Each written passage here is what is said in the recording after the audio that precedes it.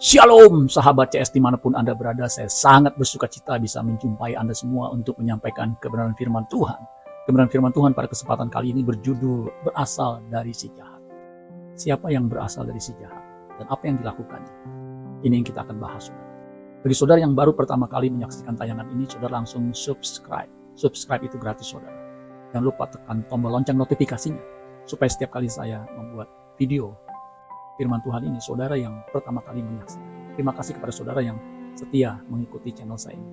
Saya percaya jika kita belajar firman Tuhan itu akan menguduskan kita. Dan firman Tuhan yang keluar dari mulut Allah tidak akan pernah kembali dengan sia-sia. Dia akan mengerjakannya sampai berhasil. Berasal dari si jahat.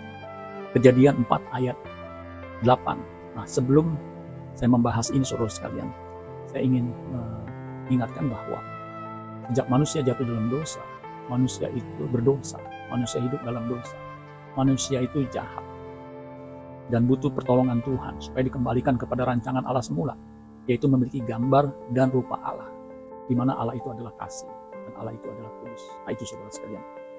Kejadian 4 ayat 8, kata Kain kepada Habel adiknya, marilah kita pergi ke padang. Ketika mereka ada di padang, tiba-tiba Kain memukul Habel adiknya itu lalu membunuh dia. Kalau saudara perhatikan di situ ada kata tiba-tiba. Kain memukul Habel adiknya lalu membunuh dia. Pertanyaannya, apakah Kain tiba-tiba saja membunuh adiknya? Memukul kemudian membunuh adiknya? Saya percaya tiba-tiba ini hanya ingin menjelaskan secara dramatis yang terjadi dengan Kain terhadap adiknya. Kalau kita telusuri mengapa Kain tiba-tiba membunuh adiknya ini, kita punya satu kesimpulan. Kain memang berasal dari si jahat. Kain memang tidak mau dikembalikan kepada rancangan Allah semula, yaitu memiliki gambar dan rupa Allah, memiliki pikiran perasaan seperti yang dimiliki oleh Allah. Itulah sebabnya dikatakan di dalam 1 Yohanes 3 ayat 11-12. Ini di bawah judul perikopnya, kasih terhadap saudara sebagai tanda hidup baru atau lahir baru. Jadi orang yang dilahirkan kembali oleh Allah, orang yang bersedia dibentuk menjadi anak Allah, ciri utamanya adalah mengasihi, kasih terhadap saudaranya. Kain, dia tidak mengasihi saudaranya, malah membunuh saudaranya. Ini berarti dia berasal dari si jahat, bukan berasal dari Allah, bukan orang yang tidak dilahirkan kembali.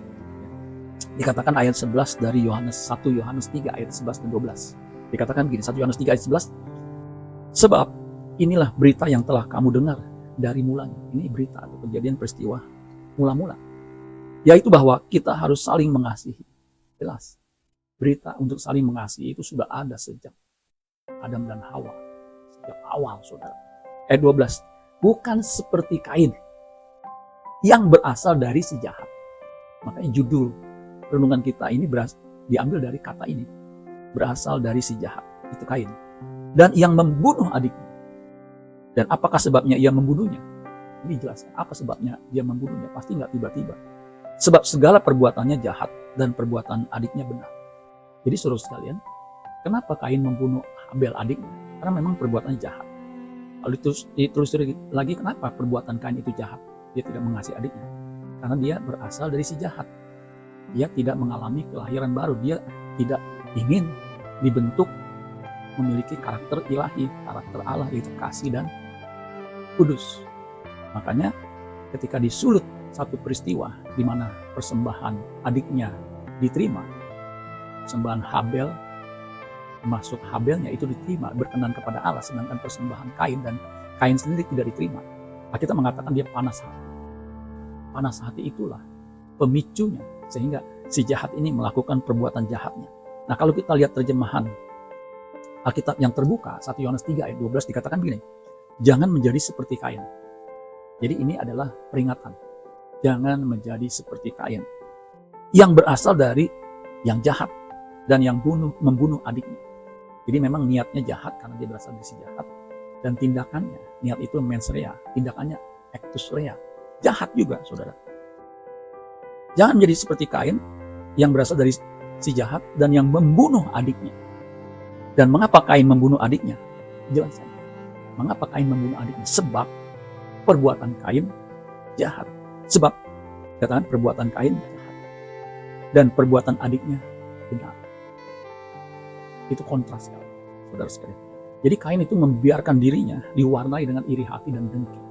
Orang yang membiarkan dirinya diwarnai dengan iri hati dan dengki akan menjadi jahat. Akan menjadi jahat, saudara sekalian. Ini hati-hati. Karena kasih itu tidak cemburu. 1 Korintus 13 ayat yang keempat. Kasih itu sabar, kasih itu murah hati, kasih itu tidak cemburu. Di terjemahan Indonesian Modern Bible, kasih itu tidak iri hati. Jadi Kain yang memang berasal dari si jahat, yang tidak memiliki kasih, itu iri hati. Nah, ketika iri hati itu dibiarkan, dia melahirkan tindakan yang namanya pembunuhan. Membunuh itu melanggar hukum Taurat. Hukum yang ke-6 itu membunuh, saudara sekalian. Coba kita lihat Kejadian 4 ayat 4 sampai 5. Ini kisahnya yang secara langsung dicatat ketika peristiwa itu terjadi. Ayat 4, Kejadian 4. Habel juga mempersembahkan korban persembahan dari anak sulung kambing domba, yakni lemak-lemaknya. Maka Tuhan mengindahkan Habel dan korban persembahannya itu. Ayat 5, perhatikan. Tetapi Kain dan korban persembahannya tidak diindahkannya.